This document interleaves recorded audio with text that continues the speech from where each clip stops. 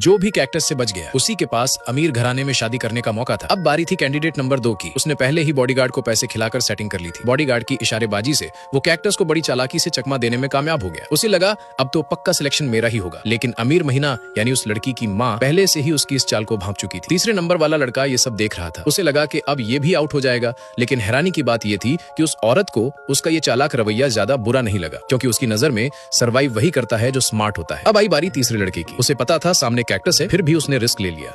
उसे लगा ये भी कोई टेस्ट होगा, लेकिन अफसोस उसका अंदाजा गलत निकला। अब बारी थी आखिरी और सबसे मुश्किल टेस्ट की। जो इसे पास कर लेगा वही उस अमीर घराने का दामाद बनेगा। तभी लड़की खुद भी बाहर आ गई। उसने दोनों लड़कों को गौर से देखा, लेकिन जाहिर था कि कोई भी उसे पसंद नहीं आया। फिर अचानक उसने वहां काम कर रहे माली को बुलाया और कहा कि वो भी इस टेस्ट में हिस्सा ले। माली थोड़ा घबरा गया, बोला मैं तो बस एक माली हूँ, तुम्हारे लायक नहीं। लेकिन लड़की ने उसे टोक दिया, क्योंकि वो पहले से ही जानती थी कि माली उसे कब से चुपचाप पसंद करता है। लड़की की माँ ने भी कोई आपत्ति नहीं जताई। अब तीनों लड़कों को लेकर वो एक कमरे में गए, जहाँ रखा था एक ताबूत और एक व्हील चेयर। सिचुएशन थोड़ी अजीब थी, पर सबने खुद को संभाल लिया। लड़की ने आगे आकर सब कुछ साफ किया। मुझे एक जानलेवा बीमारी है, आगे की जिंदगी दवाओं और व्हील चेयर के सहारे ही गुजरेगी, और हो सकता है किसी दिन अचानक मौत भी आ जाए। नंबर 2 को लगा ये भी शायद किसी तरह का टेस्ट होगा, लेकिन नंबर 1 ने बहुत इमोशनल होकर कहा कि मैं तुम्हारे साथ रहना चाहता हूँ, तुम्हारे पास जितना भी समय है मैं उसमें तुम्हें पूरी मोहब्बत देना चाहता हूँ। लड़की उसकी बातों से इमोशनल हो गई, लेकिन जैसे ही उसने अगली बात कही लड़के का असली चेहरा सामने आ गया। वो लड़का उसे छोड़कर चला गया। अब लड़की पूरी तरह टूट चुकी थी। उसने माली को भी वहां से जाने को कहा, लेकिन माली ने